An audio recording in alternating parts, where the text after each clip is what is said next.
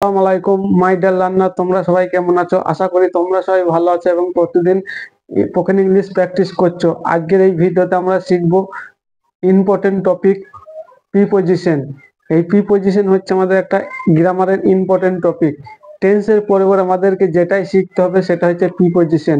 এই প্রিপজিশন আমরা যদি সঠিকভাবে জানতে না পারি তাহলে আমরা ইংরেজিতে লিখতে বা ইংরেজিতে কথা বলতে অনেকে প্রবলেম হতে পারে।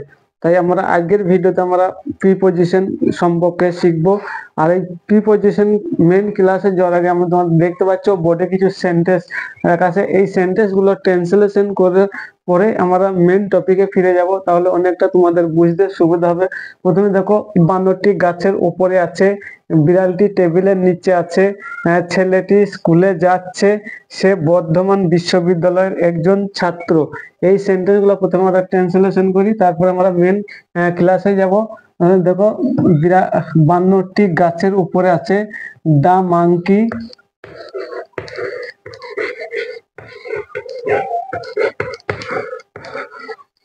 মঙ্কি এখানে আছে অর্থাৎ হয়, মানে ইজ অন দা ট্রি।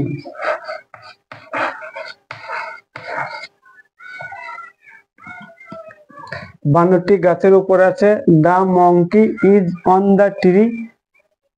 পরের দেখো, বিড়ালটি টেবিলের নিচে আছে, the cat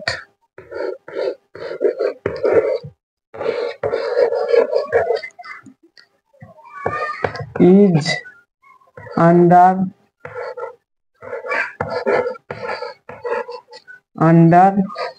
the table.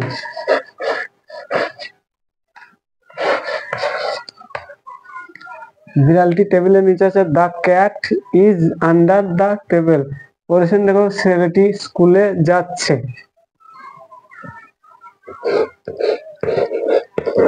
The boy is going to school.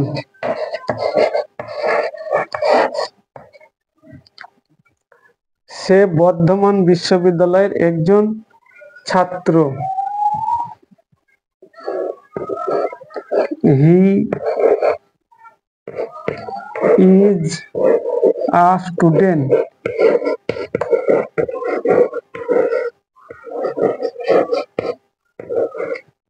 He is a student of Bardhaman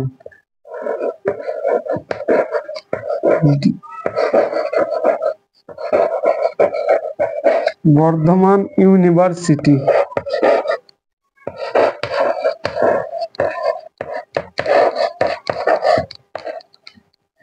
সে বর্ধমান বিশ্ববিদ্যালয়ের একজন ছাত্র, he is a student of Bardhaman university. তো এই সেন্টেন্স গুলো দেখতে পাচ্ছ, যদি আমরা এই সেন্টেন্সে অন এই কথাটা না লাগাই, এই অনটাই হচ্ছে প্রিপজিশন, আর এই আন্ডার এটাও প্রিপজিশন, আর গোয়িং এই টু হচ্ছে প্রিপজিশন, এই অফ হচ্ছে প্রিপজিশন। তোমরা প্রথম সেন্টেন্স দেখো, বানরটি গাছের উপরে আছে।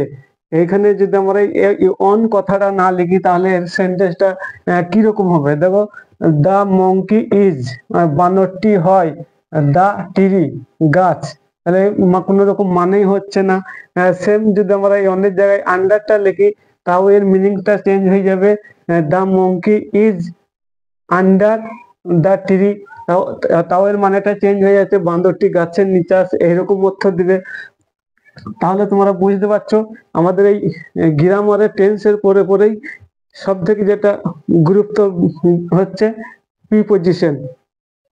তার আমাদেরকে প্রিপজিশন সঠিকভাবে শিখতেই হবে, জানতেই হবে। এবার আমরা এই পরে আমরা প্রিপজিশনের মেন ক্লাস শুরু করব। আর এই প্রিপজিশন কাকে বলে এটাও আমাদেরকে ভালো করে জানতে হবে। প্রিপজিশন নামেই বুঝতে পারছো এর মানেটা কি।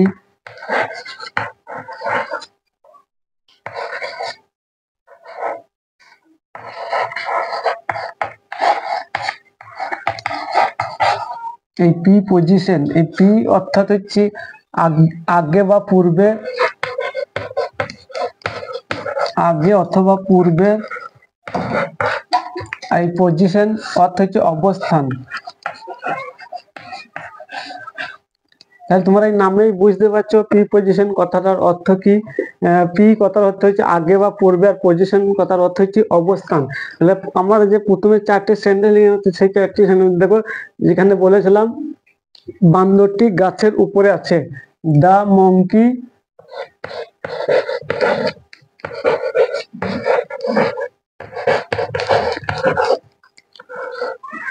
Is on the tree. এই সেন্টেন্স তোমরা দেখতে পাচ্ছ, the monkey is on the tree. এখানে দা মঙ্কি আর এই ট্রি আর এই দা ট্রি, এই কথাটা, এই যে একটা দা ট্রি, এটা হচ্ছে একটা নাউন, আর এখানে দা মঙ্কি হচ্ছে একটা নাউন।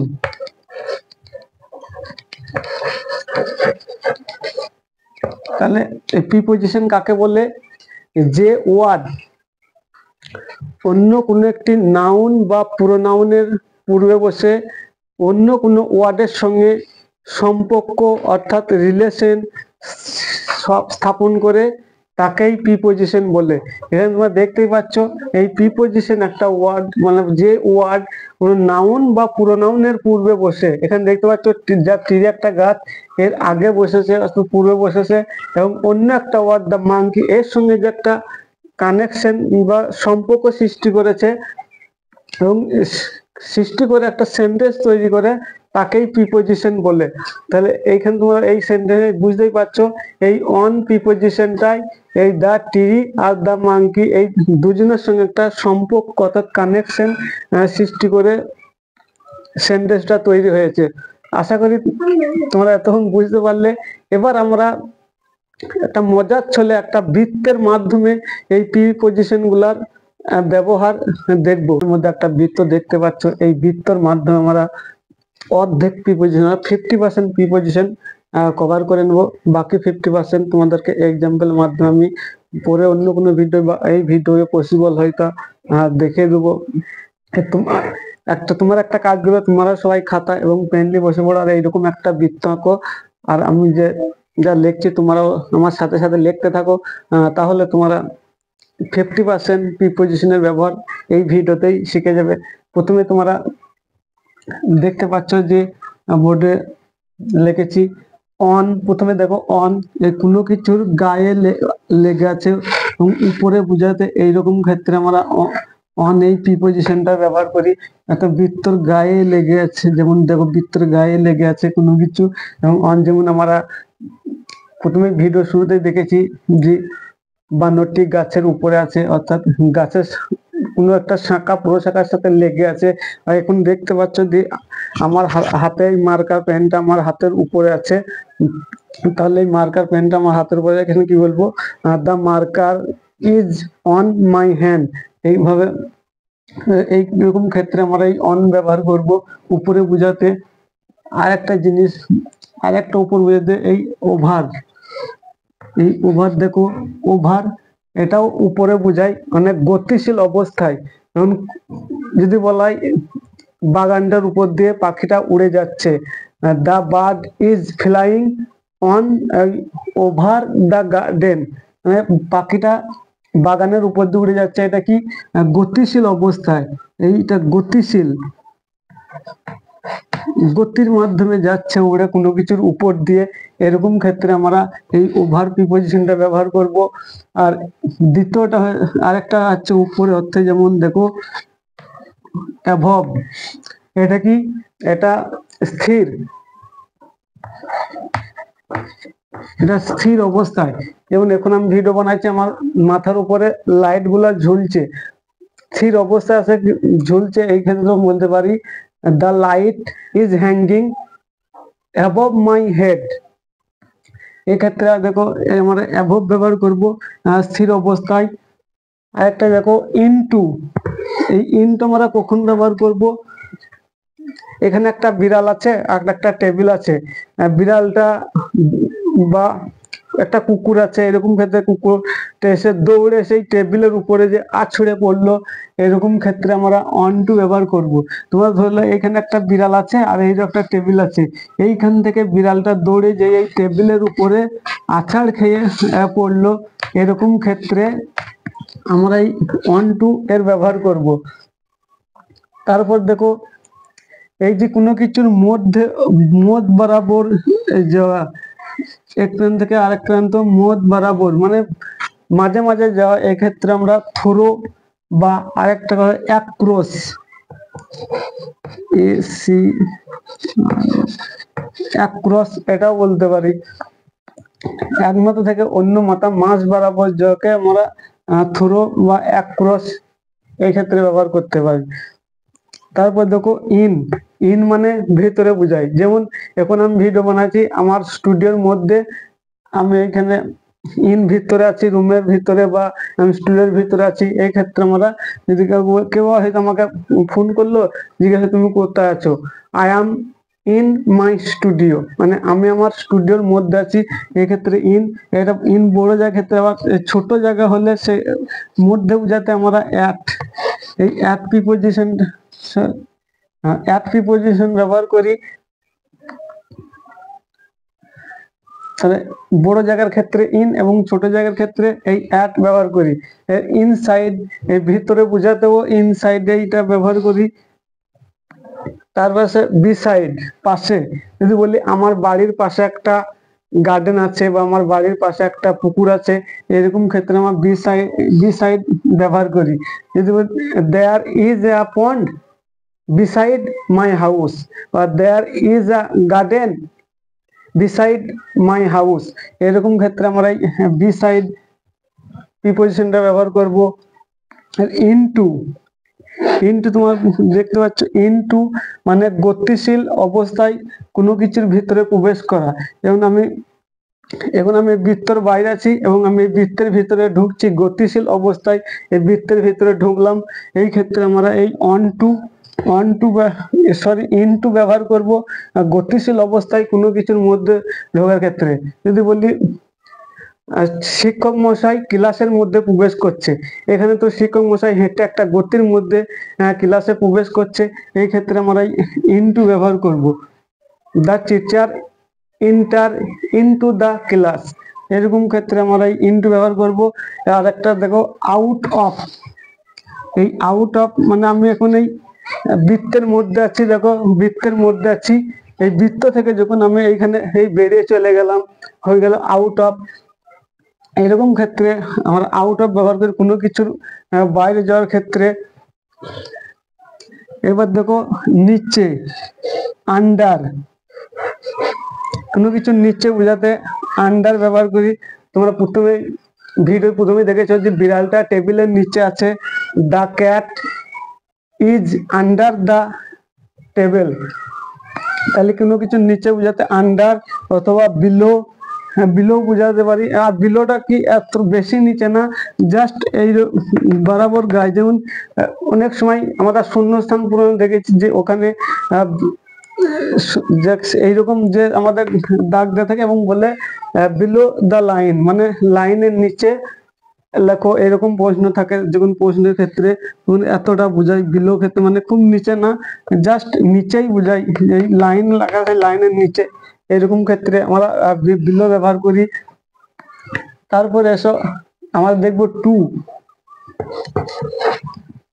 এই টু আর টু ওয়ার্ড, এই টু কোনো কিছুর দিকে বা প্রতি বোঝায়।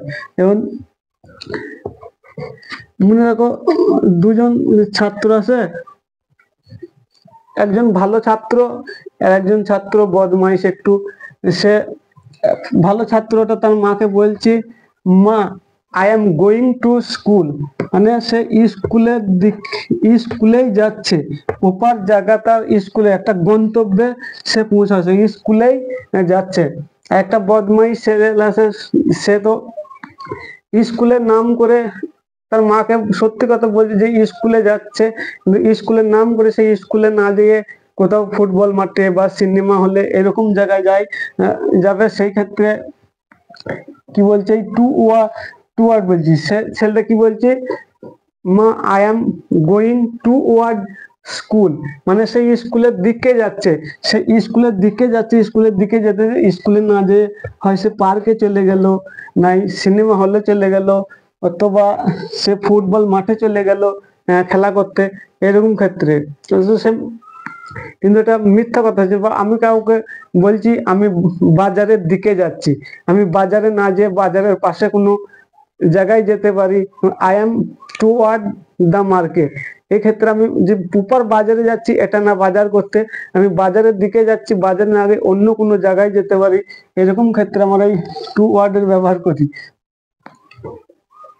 আসলে তোমরা এতটা বুঝতে পারলে এবার আমরা এসব দেখাবো। তোমরা যারা খাতা এবং পেন নিয়ে বসে আছো তারা আমার বৃত্ত একে আমার সাথে সাথে তোমরাও প্র্যাকটিস করতে দেখো। এদের একটা প্র্যাকটিস করছি, যেমন এই একটা বৃত্ত আঁকলাম,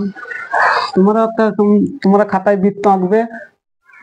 তারপরে দেখো এই যে গায়ে লেগে আছে এরকম ক্ষেত্রে আমার অন, তবে এর থেকে একটু উপরে আছে অথচ গতিশীল অবস্থায় আছে ওভার, এটা কি গতিশীল, গতি অবস্থায় আছে, উপরে আছে অথচ স্থির আছে অ্যাভব, এটা স্থির, এটা স্থির আছে। আর একটা গতিশীল অবস্থায় কোন একটা জায়গা থেকে এসে আর একটা জায়গার উপরে পড়লো, এরকম অর্থে আমরা অন টু, এটাও গতিশীল কিন্তু গতির অবস্থায় এসে কোন একটা কিছুর উপরে পড়া, এরকম বোঝাতে আমরা অন টু ব্যবহার করব। এবার এসো এই মাথা থেকে এই মাথা ছিঁড়ে চলে গেলে এই ক্ষেত্রে আমরা কি ব্যবহার করবো, থ্রো,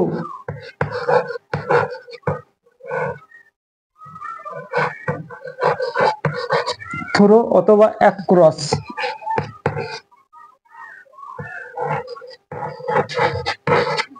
থ্রো অথবা অ্যাক্রস। এই পাশে বুঝাতে আমরা কি ব্যবহার করবো, বিসাইড, সাইড, ভিতরে ইন, ইন ব্যবহার করব, আবার ভিতরে বোঝাতে ইনসাইড,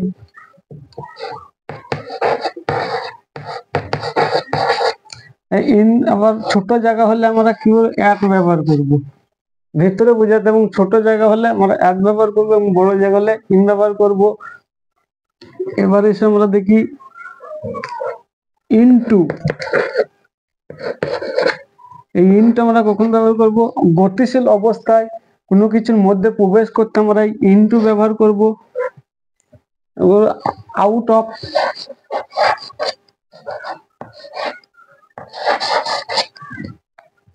ইনটু আমরা হেঁটে বৃত্তর কাছে চলে এলাম, এইটা হলো আমাদের ইনটু, গতিশীল অবস্থায় প্রবেশ করলাম। আউট অফ, এই আউট অফ কি, গতির মধ্যে বাইরে বেরিয়ে গেলাম, এটা হচ্ছে আউট অফ। এবার দেখবো আন্ডার, কোনো কিছু নিচে বোঝাতে আন্ডার, আন্ডার অথবা বিলো,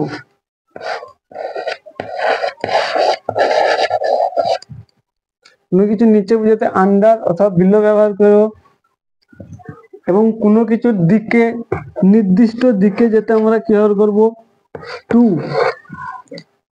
যদি বলে আমি স্কুলে যাচ্ছি, I am going to school, আমাদেরকে আগেই এক্সাম্পলে বুঝাইছি। আর একটা হচ্ছে টু ওয়ার্ড, কোনো কিছুর দিকে বুঝাতে,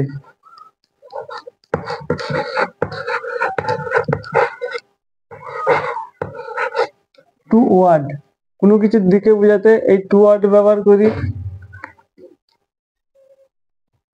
এসো এবার আমরা দেখব টাইমের অথবা লোকেশনের ক্ষেত্রে আমরা কোন কোন প্রিপজিশন গুলো ব্যবহার করতে পারি। কাজটি করবে কি, একটা আমি দেখো বোর্ডে দেখতে পাচ্ছ একটা উল্টো ত্রিভুজ বা উল্টো পিরামিড এঁকেছি। তোমরাও এইভাবে যারা খাতা কলম নিয়ে আসো এইভাবে একটা উল্টো ত্রিভুজ বা পিরামিড আঁকো। তারপর দেখো এইদিকে আমি লোকেশন, এইদিকে টাইম, এই টাইম দেখো, ইন, অন এবং অ্যাট, এই তিনটে প্রিপোজিশনের ব্যবহার দেখবো। এই অন, ইন, যদি তুমি মনে করো তুমি হয়তো 2000 সালে জন্মগ্রহণ করেছো, তাহলে 2000 সাল কি হবে? ইন 2000। 2000 সাল ইন 2000, সালের আগে আমরা ইন ব্যবহার করব। এই যদি বলি আমি জানুয়ারি মাসের 5 তারিখে জন্মগ্রহণ করেছি, তাহলে কি হবে? On January.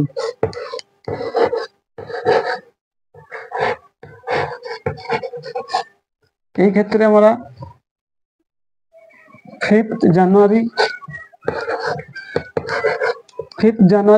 যেহেতু তারিখ বলা হয়ে গেছে, এই জন্য আমরা 5 জানুয়ারি আমি জন্মগ্রহণ করেছি, এক্ষেত্রে আমরা অন লিখবো।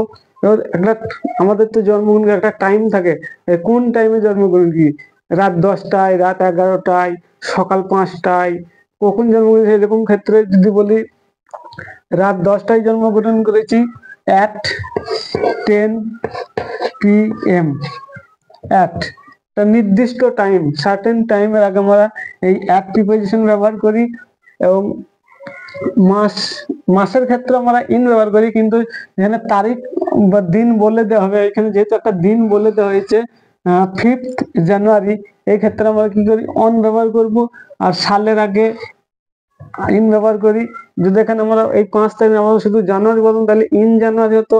তাহলে এই হচ্ছে সময়ের ক্ষেত্রে আমাদের প্রিপোজিশন গুলো ব্যবহারের ক্ষেত্রে। এবার লোকেশন দেখো, যদি কোনো বড় জায়গায় আমরা থাকি, সেই ক্ষেত্রে কি বলবো আমরা? ইন।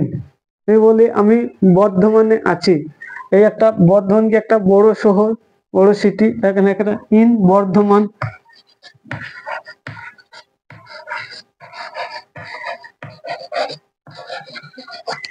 ইন বর্ধমান। এবার এক্ষেত্রে যদি বর্ধমানে আমি আজ, কিন্তু বর্ধমানে তো আমি কোন একটা গ্রামে আছি, মনে করো আমি বলছি বর্ধমান একটা গ্রাম, মু গ্রামে আছি, তাহলে অ্যাট মু গ্রাম।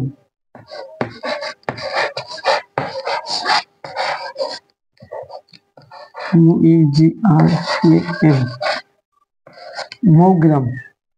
তাহলে বড় জায়গার ক্ষেত্রে আমরা ইন, এবং ছোট জায়গার ক্ষেত্রে অ্যাট ব্যবহার করব। বা এরকম ক্ষেত্রে দুটো, কোনো ইংরেজি সেন্টেন্সের দুটো জায়গা আছে, সেক্ষেত্রে আমরা যে জায়গাটা ছোট হবে সেই ক্ষেত্রে এই অ্যাট প্রিপোজিশনে ব্যবহার করব।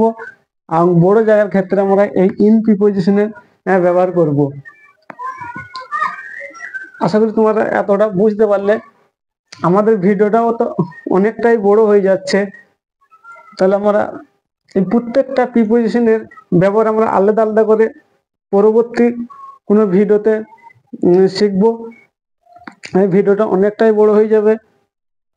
আশা করি তোমরা এতটা এই প্রিপোজিশনের বিষয়ে এতটা তোমাদের ধারণা হয়ে গেছে।